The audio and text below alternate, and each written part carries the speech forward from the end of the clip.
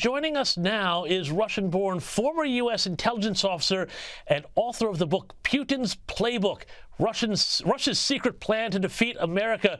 Rebekah joins us now. Rebekah, during the presidential debate, Donald Trump repeatedly touted his good relationship with Vladimir Putin, insisting that the war in Ukraine would never have started if he was in power. You'd know better than anyone. Was he right?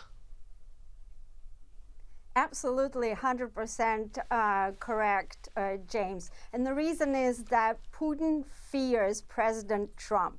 He fears him because President Trump, despite the fact that he never disparaged Putin publicly, Trump pursued the most robust anti-Russia policy since Ronald Reagan. Specifically, President Trump took several policy measures that demonstrated to Putin that Trump understands his anti-U.S. warfighting strategy, which I described in the book at the unclassified level.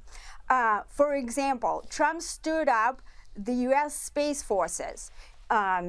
The Russians stood up theirs in 2001. It took 18 years for the U.S. to stand up ours. The reason Trump did that is because it counters Putin's space warfare strategy. Trump also authorized the deployment of a tactical nuclear warhead, sea-launched on a cruise missile, and that countered or at least mitigated Putin's nuclear strategy. So Putin knew he cannot mess with Trump.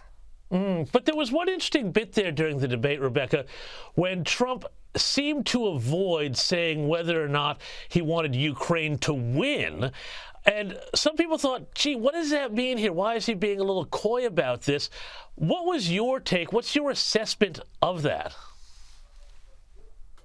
President Trump knows, just like the Pentagon knows, that the war is unwinnable for Ukraine. My intelligence analysis reveals that there's no military path to victory for Ukraine. Look, we war-gamed back in the intelligence community a similar conflict, a direct U.S.-Russia kinetic conflict that grew out of a local conflict such as the one in Ukraine. And so the reason why there's no military path to victory for Ukraine is because the combat potential of Russia just overwhelmingly outweighs that of Ukraine. What is combat potential? It consists of military capability, the military hardware, manpower, and the defense economics, military-industrial complex. Putin transitioned his military and economy 7 years prior to the invasion.